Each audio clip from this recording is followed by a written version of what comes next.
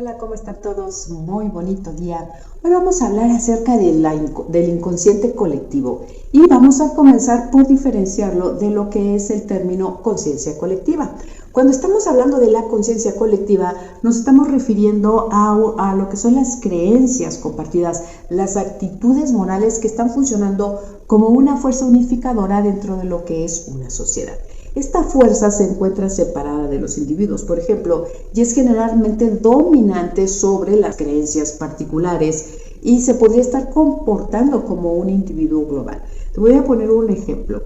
En un país como México, las personas que son extranjeras, que viven fuera de México, pueden identificar quizás a un mexicano por ciertas características que conocen acerca de nuestra cultura, de cómo hablamos, de lo que comemos, de cómo nos comportamos incluso.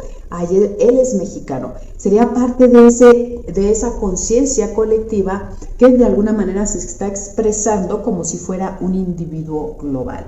Esta expresión fue acuñada por el sociólogo Émile Durkheim en varias de las obras que escribió, y él dice, textualmente lo voy a citar: el conjunto de creencias y sentimientos comunes al medio de los miembros de una misma sociedad forman un sistema determinado que tiene vida propia. Podemos llamarlo conciencia colectiva o común, pues es algo completamente distinto a las conciencias particulares, aunque solo se realice en los individuos. Esto es un poquito o es parecido a lo que hablamos en algún momento sobre los egregores, ¿no? Esta conciencia colectiva, inclusive, también parecido a lo que hablamos de los egregores, tiene diferentes características y bueno, se va a estar expresando en diferentes dimensiones, que sería el volumen, que es la cantidad de gente que comparte esta conciencia, estas creencias, por ejemplo. La intensidad es qué grado se sienten estas creencias, estos pensamientos. La rigidez es el nivel de definición. ¿Qué tan flexibles se pueden cambiar o no se pueden cambiar? O definitivamente nunca son cambiantes, vamos. Y lo que es el contenido, que es la forma que va a adoptar esta conciencia colectiva en los dos tipos polares de sociedad. Si puede ser muy rígida, si puede ser mecánica, si puede ser orgánica, ¿ok? Entonces lo hacemos ya porque lo tenemos en la conciencia colectiva, o si de alguna manera se va a ir adaptando a los momentos, a las etapas, a los tiempos que se están viviendo. Bueno, hay más autores que están hablando acerca de esta conciencia colectiva.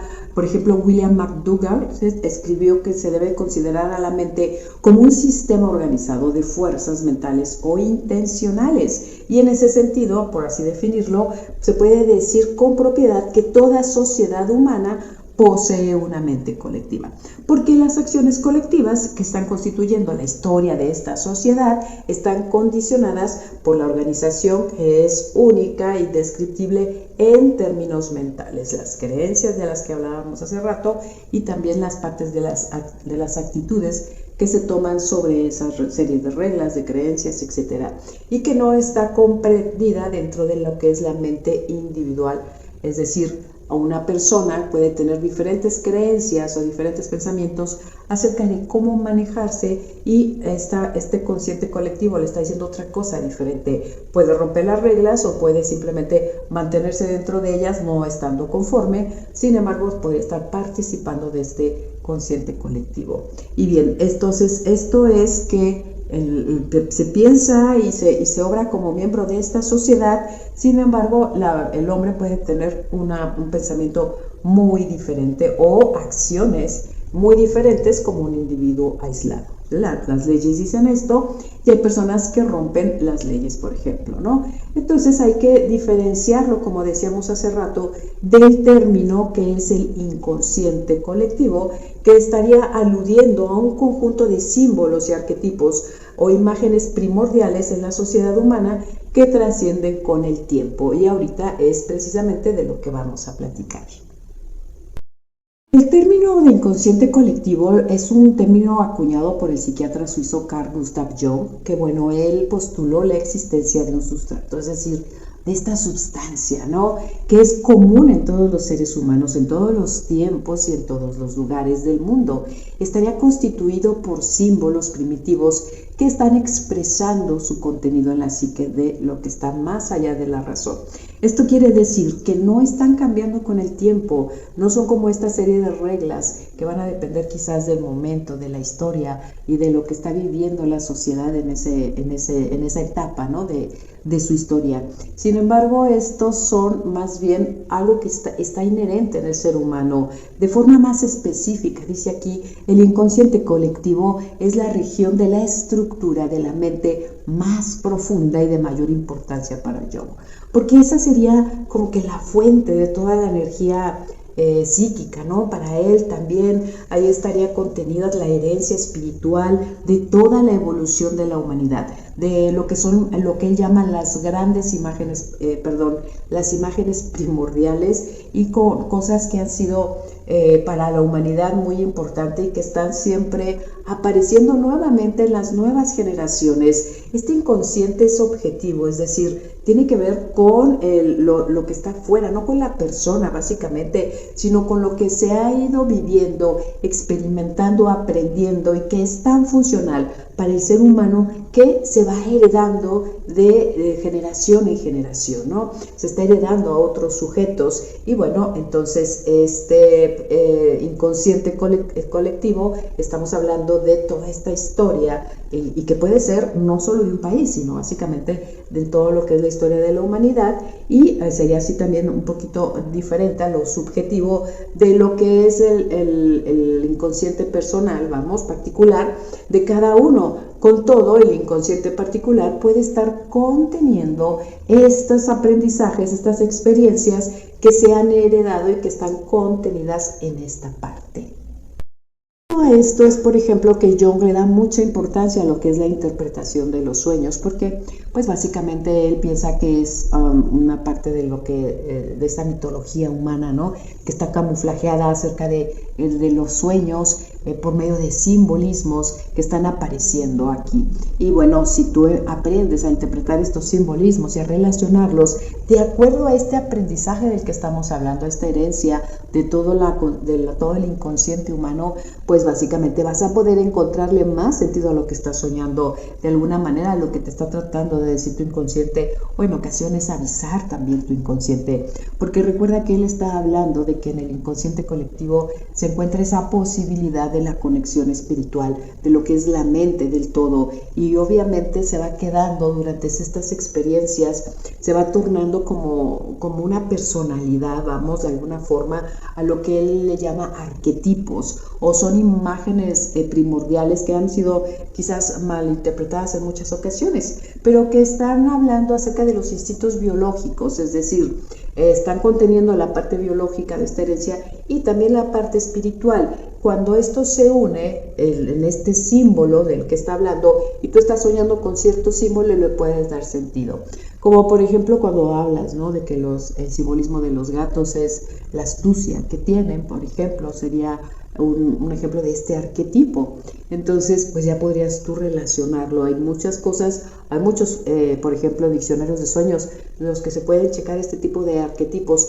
Los sacaron de ahí, son arquetipos que durante un tiempo de estudio y todo, han dicho, bueno, la mayoría de la gente que sueña esto está simbolizando esto, y por eso es que lo consideran como ese arquetipo que está en el inconsciente colectivo, que tiene los principios, la parte de la masculina, la parte femenina, también los arquetipos, estamos hablando de la parte de la sombra, lo que está en el inconsciente de esta personalidad. Entonces hay muchas áreas en que se podrían juntar.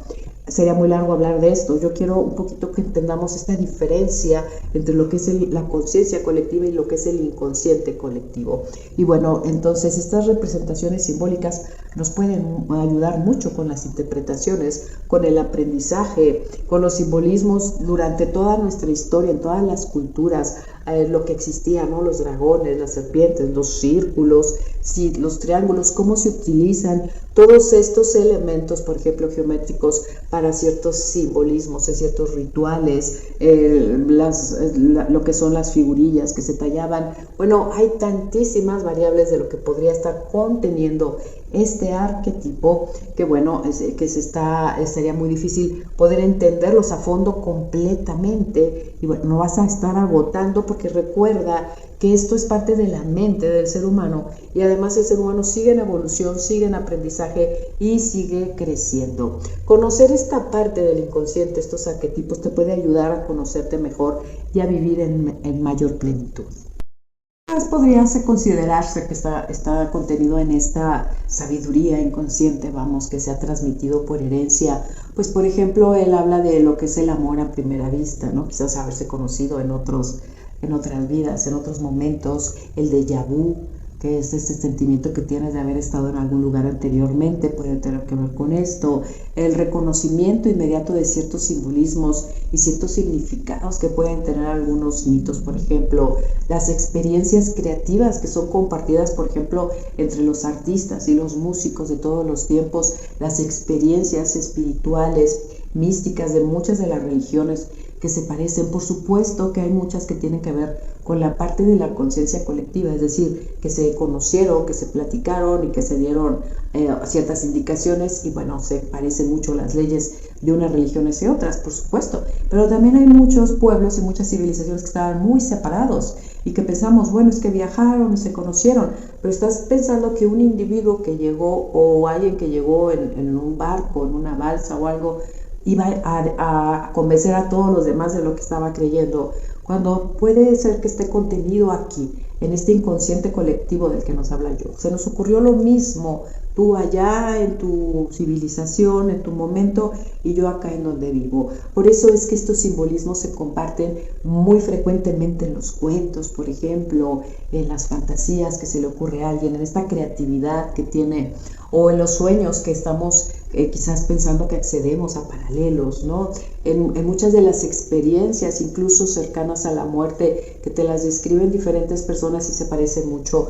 Todo esto tendría que ver con el inconsciente colectivo. Muchas personas en diferentes partes del mundo, con diferentes antecedentes culturales, incluso podrían estar viviendo situaciones muy similares cuando, por ejemplo, han estado viviendo ciertas experiencias, como decíamos hace rato, ¿no? Un fallecimiento clínico, y bueno, regresas de eso y puedes platicar lo mismo que otras personas. Y bueno, todas este tipo de creencias que pueden estar en diferentes culturas pueden tener mucho que ver con esta inconsciente colectivo.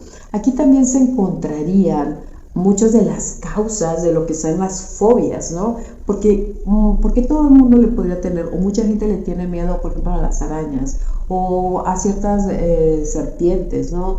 A ciertas especies animales, y tendrá mucho que ver con esa experiencia, con ese aprendizaje que no se dijo de boca a boca, porque nadie te dijo ya a lo mejor que las arañas son peligrosas. A lo mejor no vives en un lugar donde hay serpientes y no hablas mucho de serpientes. Sin embargo, en algún momento las civilizaciones conocieron a estas especies y obviamente les tenían miedo, les tenían precaución a aquellas que podían ser venenosas, que podían causarles la muerte, por ejemplo. Y bueno, todo eso está en ese inconsciente colectivo.